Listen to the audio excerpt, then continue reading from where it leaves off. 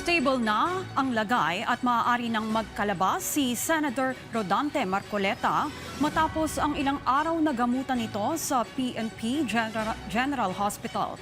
Pero habang hindi pa nakakalabas ang senador, tiniyak naman ng PNP na mahigpit ang kanilang ipinatutupad na safety protocol sa loob ng pasilidad. Si Ryan Desigue sa sentro ng balita. Matapos ang isang linggong pananatili sa PNP General Hospital dahil sa fluctuating blood pressure at mild pneumonia, maaari nang makalabas sa PNP-GH si Senator Rodante Marcoleta.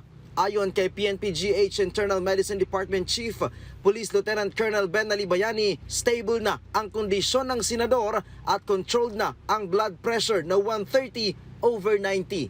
Tinatapos na lamang ng senador ang pag-inom ng kanyang antibiotics para sa kanyang mild pneumonia. Clinically stable naman po si Senator Marcoleta. Control po ang blood pressure po natin ngayon and nakapagpasa na po kami ng medical report, so antayin na lang po natin. Sabi pa ni Bayani na fit to travel na ang mambabatas, pero hindi pa aniya masabi kanyang mga doktor ang eksaktong araw kung kailan ito maililipat sa regular na kulungan.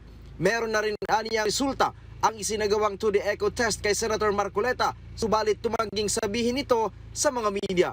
Nirecommend lang po natin for completion po ng antibiotics sa kanya, then anytime po pwede naman na po siyang umarap po sa kanya. Nilinaw din ni Bayani na nananatiling mahigpit ang ipinatutupad nilang protocol sa loob ng pagamutan gaya ng pagsusuot ng face mask. At tapos na po yung pag-uusap doon, na-clear na po lahat yun. So meron na pong coordination between us and the CIDG. So maayos na po yun sa coordination po natin. Nitong nakaraang linggo, sinita ng Sandigan Bayan ang sunod-sunod na pagtanggap ng bisita ng mambabatas kahit na meron itong pneumonia.